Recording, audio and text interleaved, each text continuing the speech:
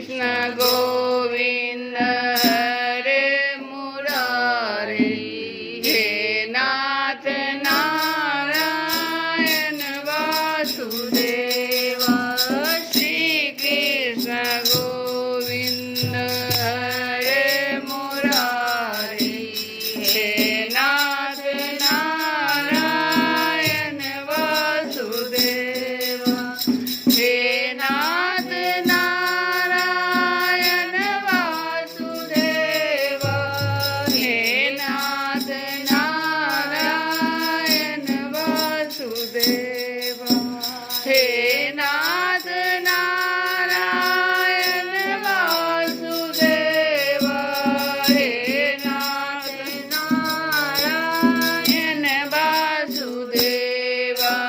श्री कृष्ण गोविंद हरे मुरारी, हे नाथ नारायण वासुदेव।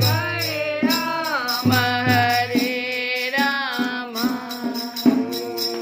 राम राम हरे हरे, हरे कृष्ण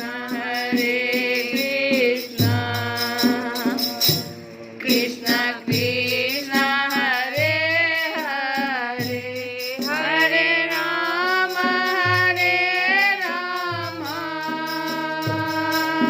राम राम हरे हरे, हरे कृष्ण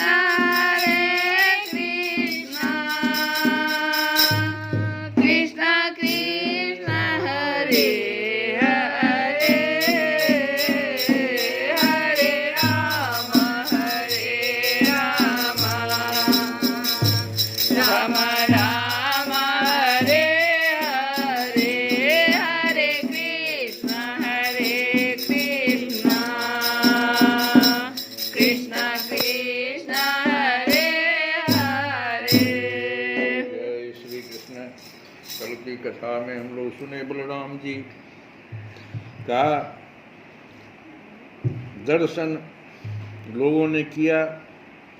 बलराम जी गए हुए थे नंद बाबा के घर, तो परीक्षित भगवान बलराम जी के दर्शन से उनकी प्रेम भरी चितवन से गोपियां निहाल हो गई। उन्होंने हंसकर पूछा, क्यों बलराम जी, नगर नारियों के प्राण वल्लभ श्री कृष्ण अब सकुशल तो है ना? क्या कभी उन्हें अपने भाई बंधु और पिता माता की भी याद आती है? क्या वे अपनी माता के दर्शन के लिए एक बार भी यहाँ आ सकेंगे? क्या महाबाहु श्री कृष्ण कभी हम लोगों की सेवा का भी कुछ स्मरण करते हैं? आप जानते हैं कि स्वजन संबंधियों को छोड़ना बहुत ही कठिन है, फिर भी हमने उनके लिए माँ बाप, भाई बंधु, पति पुत्र और बहन बेटियों को भी छोड़ दिया।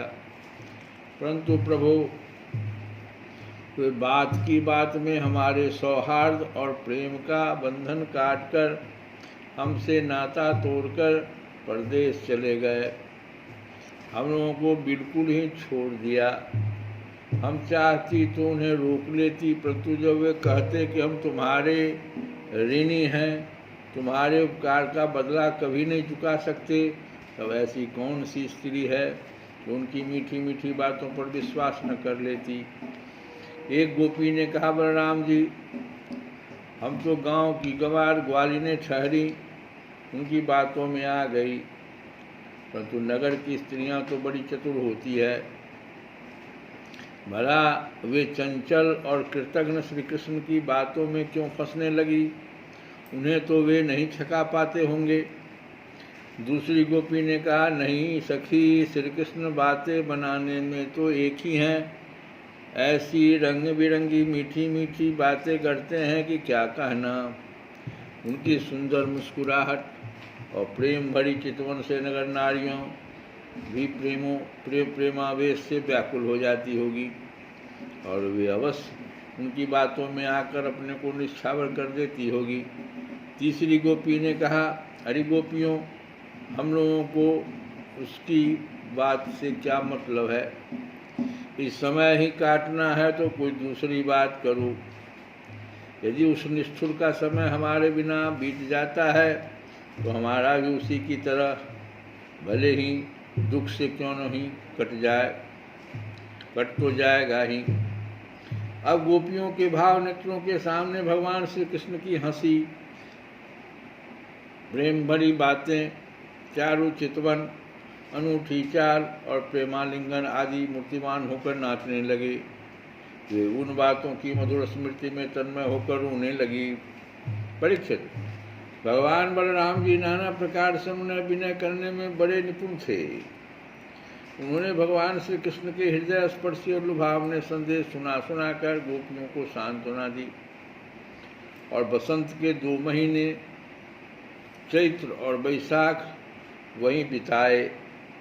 वे रात्रि के समय गोपियों में रहकर उनके प्रेम की अभिवृद्धि करते। क्यों न हो भगवान राम ही जो ठहरे। उस समय कुमुदिनी की सुगंध लेकर भीनी वायु चलती रहती। पूर्ण चंद्रमा की चांदनी छिटक कर यमुना जी के तटवर्ती वन को उज्ज्वल कर देती और भगवान बलराम गोपियों के साथ वहीं विहार करते। वरुण देव ने अपनी पुत्री वारुणी देवी को वहां भेज दिया था। वह एक वृक्ष के सोहर से वह निकली। उसने अपनी सुगंध से सारे वन को सुगंधित कर दिया। मधुधारा की वह सुगंध वायु ने बलराम जी के पास पहुंचाई, मानो उसने उन्हें उपहार दिया हो। उसकी महक से आकृष्ट होकर बलराम जी गोपियों को लेकर वहां पहुंचे और उनके साथ उनका पान किया। उस समय गोपियां बलराम जी के चारों ओर उनके चरित्र का गान कर रही थी और वे मतवाले से होकर वन में विचर रहे थे। उनके नेत्र आनंद मत से विह्वल हो रहे थे।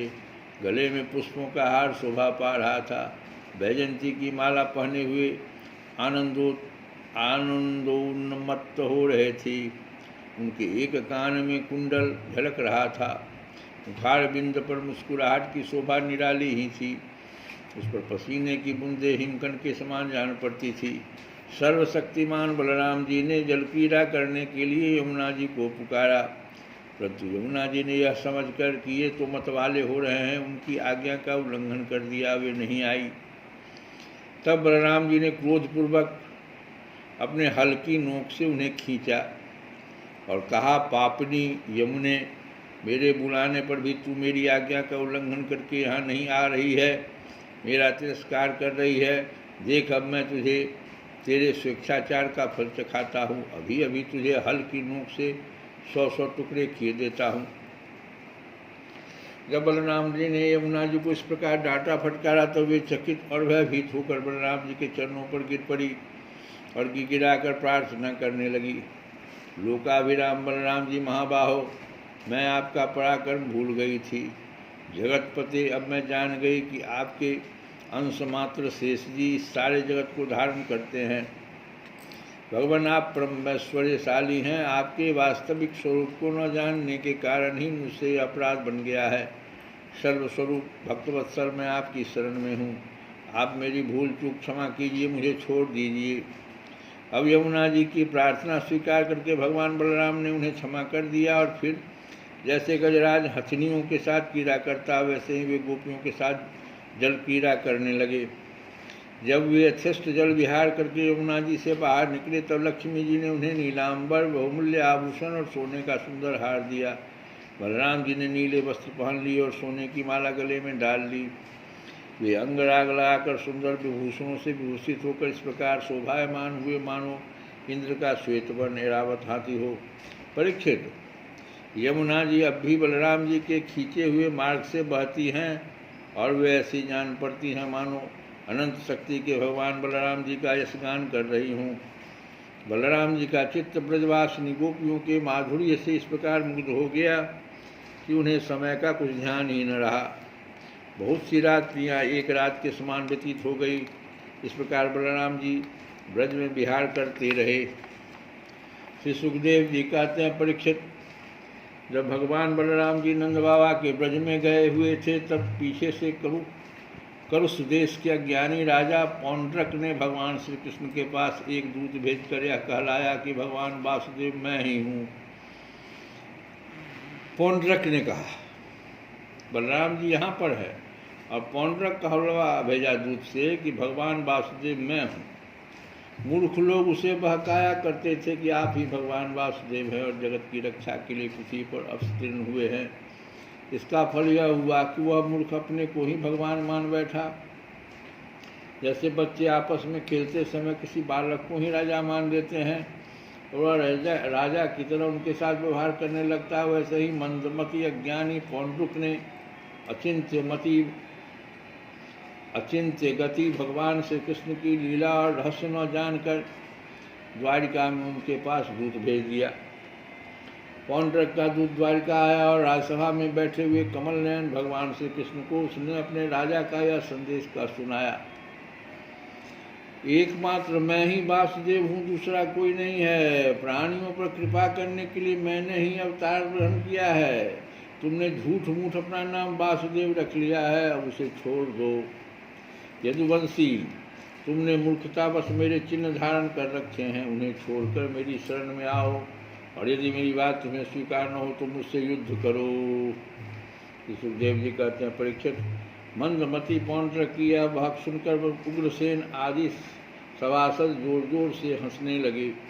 उन लोगों की हंसी समाप्त होने के बाद भगवान श्री कृष्ण ने दूत से कहा, तुम जाकर अपने राजा से कह देना कि रे मूढ़, मैं अपने चक्र आदि चिन्ह यूँ नहीं छोड़ूंगा, इन्हें मैं तुझ पर छोड़ूंगा, और केवल तुझ पर ही नहीं, तेरे उन सब साथियों पर भी जिनके बहकाने से तू इस प्रकार बहक रहा है।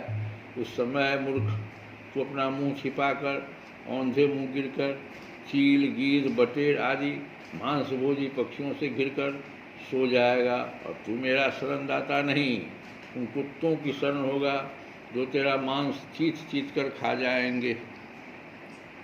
परीक्षित, भगवान का यह तिरस्कारपूर्ण संवाद लेकर पौंड्रक का दूत अपने स्वामी के पास गया, उसे कह सुनाया। इधर भगवान श्री कृष्ण ने भी रथ पर सवार होकर काशी पर चढ़ाई कर दी, क्योंकि वह करुष का राजा उन दिनों वहीं अपने मित्र काशीराज के पास रहता था। भगवान श्री कृष्ण के आक्रमण का समाचार पाकर महारथी पौंड्रक भी 2 अक्षौहिणी सेना के साथ शीघ्र ही नगर से बाहर निकल आया। काशी का राजा पौंड्रक का मित्र था, तो वह भी उसकी सहायता करने के लिए 3 अक्षौहिणी सेना के साथ उसके पीछे पीछे आया। परीक्षित, तब भगवान श्री कृष्ण ने पौंड्रक को देखा। पौंड्रक ने भी शंख, चक्र, तलवार, गदा, सारंग, धनुष और श्रीवत्स चिन्ह आदि धारण कर रखे थे। उसके वक्षस्थल पर बनावटी कौस्तुभ मणि और बनमाला भी लटक रही थी। उसने रेशमी पीले वस्त्र पहन रखे थे और रथ की ध्वजा पर गरुड़ का चिन्ह भी लगा रखा था। उसके सिर पर अमूल्य मुकुट था और कानों में मकराकृत कुंडल जगमगा रहे थे। उसका यह सारा का सारा वेश बनावटी था, मानो कोई अभिनेता रंगमंच पर अभिनय करने के लिए आया हो। उसकी वेशभूषा अपने समान देखकर भगवान श्री कृष्ण खिलखिलाकर हंसने लगे। अब शत्रुओं ने भगवान श्री कृष्ण पर त्रिशूल, गदा, मुदगर, आसक्ति, रिष्टि, प्रास, तोमर, तलवार, पट्टिस और बाण आदि अस्त्र शस्त्रों से प्रहार किया। श्री कृष्ण गोविंद हरे मुरारे हे